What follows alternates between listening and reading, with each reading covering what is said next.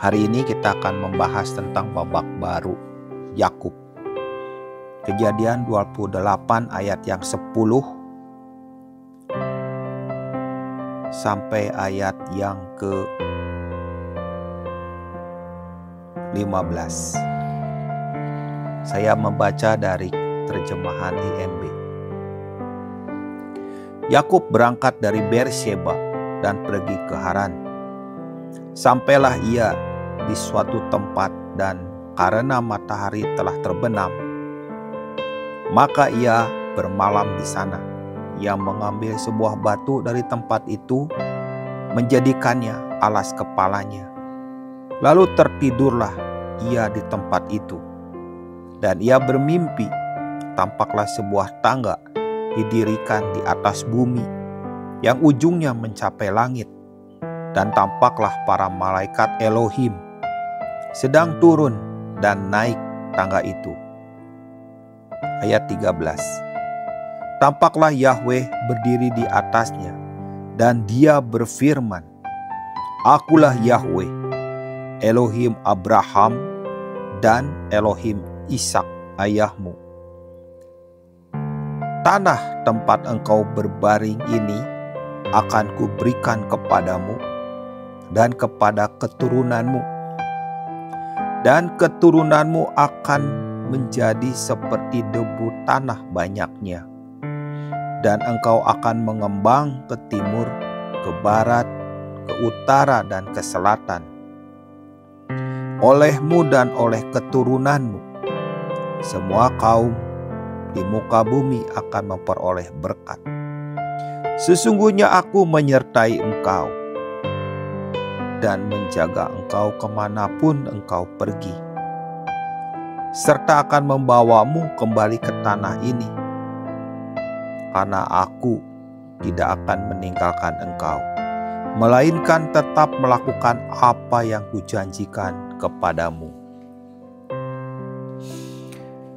Dalam kondisi perjalanan yang melelahkan, itu adalah perjalanan pertama bagi Yakub, atau lebih tepatnya pelarian Yakub meninggalkan Beersheba, hendak pergi ke tempat pamannya di Haran. Pada saat itu dia tertidur karena sudah malam, dan pada saat dia tertidur bermimpilah. Mimpi itu menjadi sebuah mimpi yang luar biasa. Mimpi itu mimpi yang berisi hal-hal ilahi, karena dia mimpi ada tangga yang menjulang tinggi sampai ke langit, dan dia melihat malaikat yang turun naik. Setelah itu dia melihat Tuhan muncul, dan Tuhan menyatakan kepada Yakub. Ini benar-benar pengalaman yang luar biasa dan langka. Tidak banyak orang bisa mengalaminya. Pengalaman seperti ini adalah, saya menyebutnya sebagai pengalaman battle. Pengalaman di mana Tuhan muncul, di mana Tuhan menyatakan kehendaknya, rencananya kepada kita. Dan apa yang terjadi pada Yakub? Ayat yang ke-16. Dan Yakub terbangun dari tidurnya, lalu berkata, "Sesungguhnya Yahweh ada di tempat ini, tetapi aku tidak mengetahuinya." Dan dia merasa takut, lalu berkata, "Betapa dahsyatnya tempat ini. Ini tidak lain adalah bait Elohim. Inilah pintu gerbang surga." Ayat yang ke-18. Dan Yakub bangun pagi-pagi, mengambil batu yang telah ia jadikan alas kepalanya. Batu itu ia jadikan sebuah tugu, dan menuangkan minyak ke atasnya.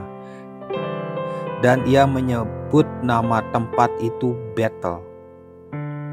Sedangkan pada mulanya nama kota itu adalah Luz. Betel artinya rumah Tuhan. Ini adalah babak baru bagi Yakub.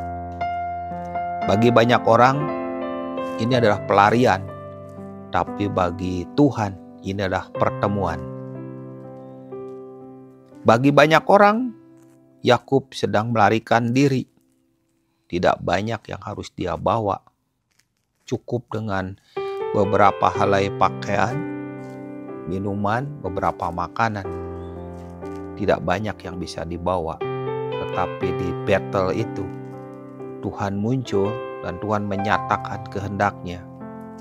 Dan Tuhan menyatakan bagaimana janjinya kepada Yakub. Itu adalah babak baru bagi Yakub.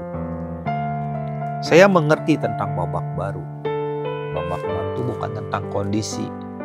Babak baru adalah tentang pertemuan ilahi.